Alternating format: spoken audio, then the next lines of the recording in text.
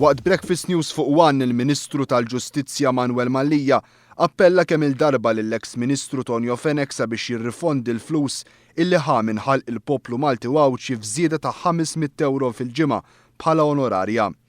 U l-poplu hemm barra jistenna li dawn in-nies, inkluż Tonio ħdejja, huwa midjun lejn il-poplu Malti. Tonio hawnhekk birġulija għandu jmur u jiffaċċja u jgħid issa stess. Jien sarrott lura dak il-flus illi jiena ħadd meta jien u sħabi iltqajna u minn wara dar kulħadd daħħalna fil-but dawn il-flus. Għalkemm Lorenz Gonzi kien għamel apoloġija lil poplu Malti Wawċi taż-żieda fl-onorarja tal-Ministri, din ma kienx għajr dak fil-wiċċ, hekk kif minn tarif moti fil-Parlament aktar kmieni din il-ġimgħa għalkemm l-eks ministri u segretarji parlamentari kienu ħadu bejniethom żieda ta' aktar minn €1,600,000 dawn irrifondew biss €300,000. Għaldaqstant madwar €1,300,000 oħra baqgħu fil-bwiet ta' Tonio Fenech u sħabu l-membri parlamentari nazzjonalisti l-oħra li llum il-maġġor parti tagħhom inħatru bħala shadow ministers fi ħdan il-grupp parlamentari ta' Simon Busuttil. Hemmhekk għandu ħafna bwiet, Tonio. U hawnhekk immissu ġibu l-flus. Biex jgħidlek isma' Ramona, dawn il-flus nħallihom hawn. Biex issa jekk jogħġbok inti qed tgħid quddiem il-poplu Malti kollu. Sa nirritornhom semi. Tonio jaf li huwa midjun lejn il-poplu Malti u Wawċi kollu. Midjun ifisser li għandu dejn lejn il-poplu Malti u Wawċi kollu. Għalkemm il-kap nazzjonalista Simon Busuttil kien sostna li dawn il-flus li ħadu l-membri parlamentari nazzjonalisti minn wara dar il-poplu nataw kollha lura, il-fatti juru storja totalment differenti. Iva, jiena informat illi ħlasijiet illi ttieħdu minħabba din il-kwistjoni tħallsu lura kollha sal-aħħar tas-sena illi għaddi. Kien biss euro għal kull €6 żieda li l-eks ministri u segretarji parlamentari taw lura lill-poplu Malti Wawċi. Flus il jadhom jidru bħala dejn li d-deputati nazzjonalisti ma jridux irodduh lura. Il-Ministru Manuel Mallija sostna li b'hekk dawn ir-rappreżentanti nazzjonalisti mhux biss daħħu biċ-ċittadini Maltin iżda wkoll bil-kap tal-partit tagħhom Simon Busuttil li kienu għeduh li rritornaw lura il-flus kollha. Mela dal-kap tal-oppożizzjoni l-ġdid dak iż-żmien jew daħqu bih, inkluż Tonio daħaq bih, għax ma taqgħallux il-verità. Ma istqarrija ministerjali. Kollha il-kelma kollha għallek. Il-gideb u l-erq tar-rappreżentanti nazzjonalisti joħroġ aktar fid-der hekk kif matul il-kampanja elettorali li għaddiet dawn baqgħu jirrifjutaw li jwieġbu mistoqsijiet brabta ma' dawn il-€500 żieda illi ħadu minn wara dar kulħadd. Nixtieq li tagħtina ċifra preċiża ta' kemm ingħataw lura minn din iż-żieda.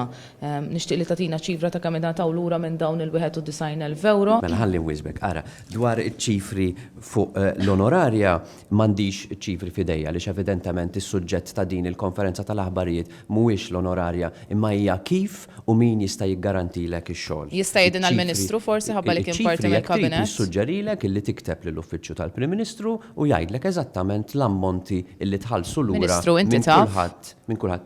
Ħalli nwiġbek jiena, x'inti l-mistoqsija għamilta lili. Lema fl-assenza pers li għandna Ministru fil-Kabinet li ħa minn dik iż-żieda. Tista' tgħidilna kemm irritornajt lura inti u l-Kabinet? Inti għamilt il-mistoqsija, issa permettili nwiġibha. Ministru, tista' tgħidilna kemm tajt lura mill-flus mistoqsija oħra. Wara dan kollu, l-eks Ministru Tonio Fenech illum baqa' jsostni illi għandu kuxjenza safja u li ma għamel xejn ħażin. Kuxjenza tiegħek safja.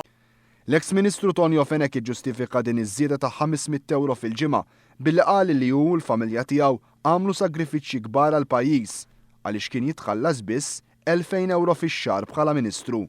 Kemm kont qed nitħallas jien la tidum noqgħod nitkellem fuq livell personali €2,000 fix-xahar. Li minn nhar inħallas il-lowlu ngħix familja b'ġiex titfal. Ma jimpurtax għamiltu s-sagrifiċċju dakinhar għal dan il-pajjiż bis-sibtu l-ħadd. M'għandekx ġranet titmur fl-10 ta' bil-lejl id-dar u ma tgawdix il-familja.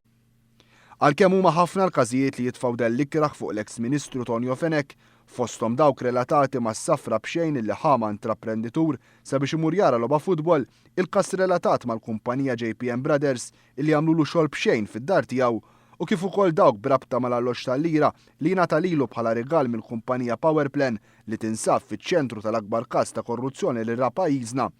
L-eks Ministru sqar illi matul iż-żmien li dam iservi bħala Ministru spiċċa għamel sagrifiċċji finanzjarji kbar. Iċċu għalija u għal-familja tiegħi li għexna diffikultajiet finanzjarji minħabba dak li għaddejna u le Manuel, minix midjun lejn il-pajis. L-eks Ministru Nazzjonalista kompla jiġġustifika d-deċiżjoni tal-Kabinett sabiex jagħtu żieda lilhom infushom billi qal li din hija xi ħaġa li ssir anke mill-bordijiet tad-diretturi ta' kumpaniji privati. Storja ta' dan il-pajis kienet li s-salarji tal-ministri u s-segretarji parlamentari jiddeċidihom il-Kabinett. Għaliex jiddeċidihom il-Kabinett? Għax huwa l-uniku organu li jista' jiddeċidihom bħal kumpanija il-bord tad-diretturi min jiddeċiedi is-salarji tad-diretturi. Jiddeċidihom il-bord tad-diretturi. Għalkemm il-poplu Malti Wawċi matul l-elezzjoni ġenerali li għaddiet iġġudika blaħraġ din id-deċiżjoni laħal gvern nazzjonalista matul l-aħħar leġislatura, skont Tonio Fenech ma jiddispjaċih xejn u jħossu gburi b'dak kollu li jagħmel uħħa matul dawn l-aħħar 5 snin. Min għandek tgħidli plain simple jekk ma ddispjaċikx jew le dwar dik id-deċiżjoni li ħadtu. Gburi bis-servizz kbir li tajt il dan il-pajjiż nibqa' nagħtih is-servizz u ma nħossnix illi bl-ebda mod jien lasraqt u lanqas li jiena midjun lejn dan il-pajjiż. Midjun għax huwa pajjiżi huwa Malta, imma mhux għal dak illi naħseb li ħadd. Fil-qosor Ministru.